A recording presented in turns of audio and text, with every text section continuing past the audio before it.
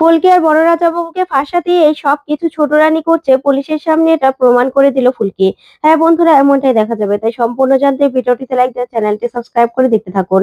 গল্পের শুরুতে দেখা যাবে বড় রাজাবাবু নৃসিংহদেবের মন্দিরে আরতি করছিল। ঠিক তখনই সেখানে এক সাধু বাবা চলে আসে। এসেই বলে, ঘোর অমঙ্গল, ঘোর অমঙ্গল নেমে আসছে। নৃসিংহদেবের পায়ের মালা এই লোকটাকে পরানো হয়েছে। অনেক অনেক বড় খারাপ হয়ে গেছে। অনেক বড় অনেক বড় একটা অপরাধ হয়ে গেছে। এটা একদম কিছুতেই নৃসিংহদেব খুশি হবে না। তার এই সিংহাসনে এই লোকটাকে বসানো হয়েছে। ঘোর অমঙ্গল আসছে, আমি চোখে দেখতে পাচ্ছি। ঘোর অমঙ্গল আসছে, তোদেরকে কাউকে ছাড়বে না তোদের কাউকে। এই বলে সেখান থেকে সেই সাধু বাবা চলে যায়। তখনই দেখা যাবে বড় রাজা বাবু নিজের হাত থেকে সে প্রদীপটা রেখে দেয়, আর কিছুতে আরতি করে না। তখনই দেখা যাবে ঠাকুর মশাই বলে, আচ্ছা বড় রাজা বাবু, আপনি না ওর কথায় কিছু মনে করবেন না। এগুলো সব মিথ্যে কথা। আপনাকে আপনাকে এখানে ছোট করার জন্য সব কথাগুলো বলা হয়েছে। আমরা সবাই জানি আপনি আমাদের বড় রাজা বাবু।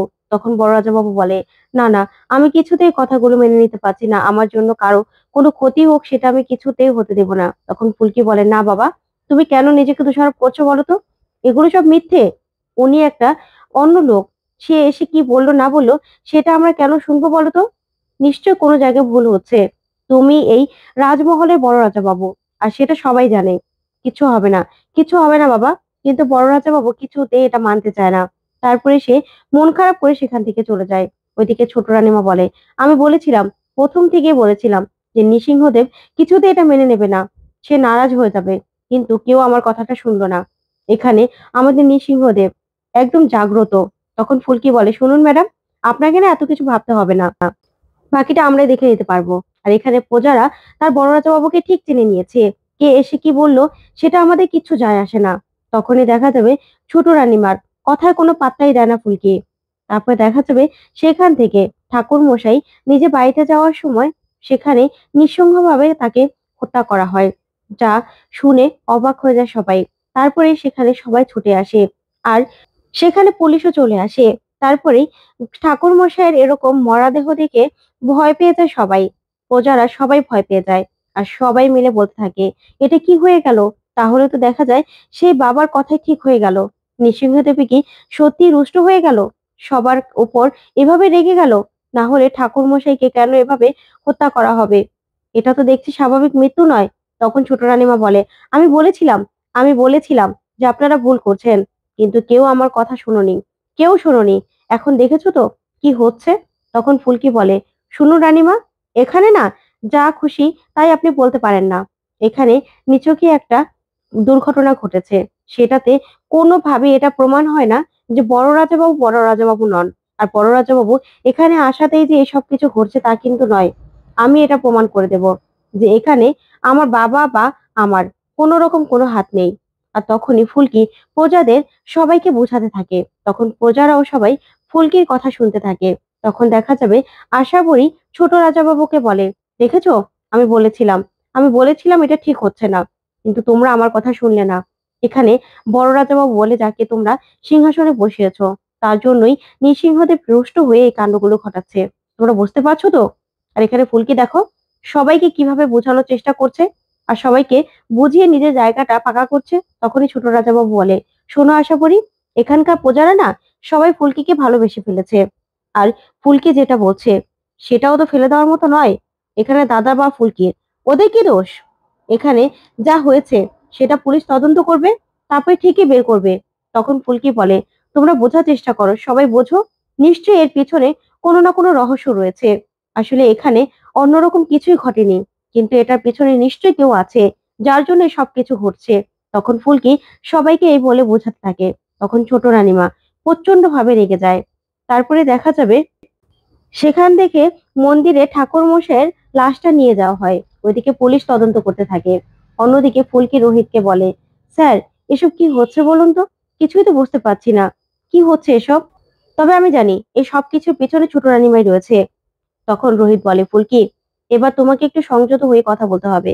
দেখো, উনি যে আছেন সেটা জানলেও তোমাকে কিন্তু এভাবে বললে চলবে না, কারণ আমাদের কাছে কোনো প্রমাণ নেই। তখন ফুলকি বলে, স্যার, প্রমাণ তো অবশ্যই আছে। উনি চান না যে আমার বাবা বা আমি এই মহলে থাকি। আমার বাবা এই রাজমহলে এসে বসেছে তো, তাই উনি কিছুতেই সেটা সহ্য করতে পারছে না। তাই তো আমাদেরকে সবার কাছে সবার কাছে ছোট করার চেষ্টা করছে। আমাদেরকে এখান থেকে তাড়ানোর চেষ্টা করছে। সেটা তো আমি বুঝতে পারছি। তখন রোহিত বলে, "ফুলকি আমি জানি। তুমি সেটা বুঝতে পারছো, আমিও বুঝতে পারছি। কিন্তু দেখো, তুমি না এরকম কিছু বলো না যাতে আমাদের কোনো সমস্যা হয়। বুঝতে পেরেছো? কারণ তুমি এখানে রাজমহলের রাজকুমারী। আর তাছাড়া তোমার বাবাও এখানে এসেছে। তাই তুমি প্লিজ এরকম কিছু বলো না, যাতে তোমার সমস্যা হতে পারে।" তখন ফুলকি বলে, "স্যার আমি তো জানি। তবে স্বাগতা দিদি তো এটা ইনভেস্টিগেশন করছে।" তখন রোহিত বলে, "হ্যাঁ, স্বাগতা ম্যাডাম তো ইনভেস্টিগেশন করছে। ঠাকুরমশাই কিভাবে মারা গেল। এটার রহস্য ঠিক ভেদ হবে। তুমি দেখো।"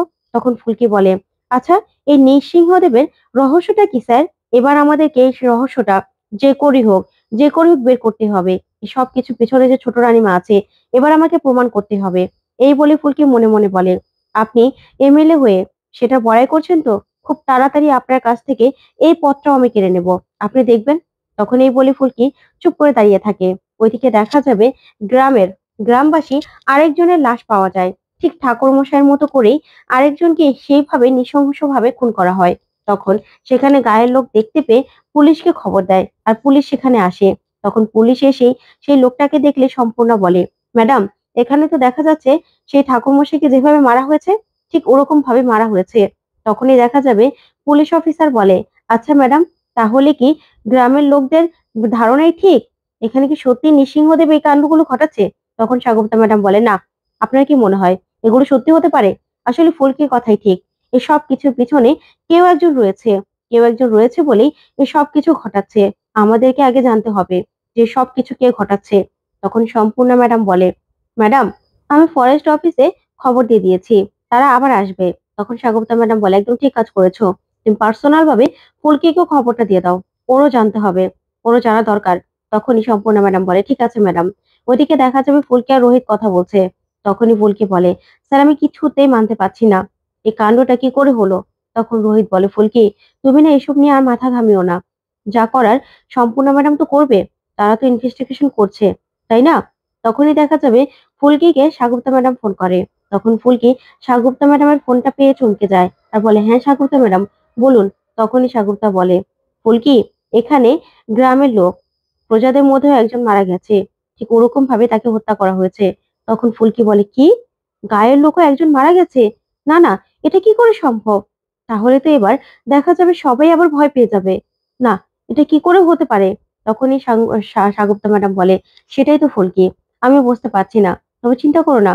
আমরা ইনভেস্টিগেশন করছি। দেখছি কি হয়েছে। সবকিছুর পেছনে কে রয়েছে?" তখন ফুলকি বলে, "আচ্ছা ঠিক আছে, আমি আর স্যার এখনই আসছি।" তখন ফুলকি ফোনটা রেখে দেয়। ওইদিকে রোহিতকে ফুলকি বলে, "স্যার, আরেকজনও ঠিক ওরকম ভাবে মারা গেছে।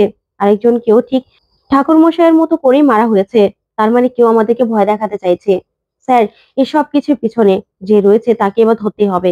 তখন রোহিত বলে, "হ্যাঁ ফুলকি, এবার চলো।" তারপরে রোহিত আর ফুলকি সেই জায়গাতে যায়। তখনই ছোট রানী বলে, "আমি বলেছিলাম তো যে এরকম কাণ্ড আরো ঘটবে। বলেছিলাম তো।" তখন ফুলকি বলে, "শুনুন ম্যাডাম, এখানে না কোন রকম কোনো অভিশাপ নেই। এটা কেউ ইচ্ছে করে ঘটাচ্ছে। সেটাই ফুলকি দাস প্রমাণ করে দেবে।" তো বন্ধুরা, ফুলকি কি পারবে সবটা প্রমাণ করে দিতে? তোমাদের কি মনে হয়? কমেন্ট করে জানাও। ধন্যবাদ।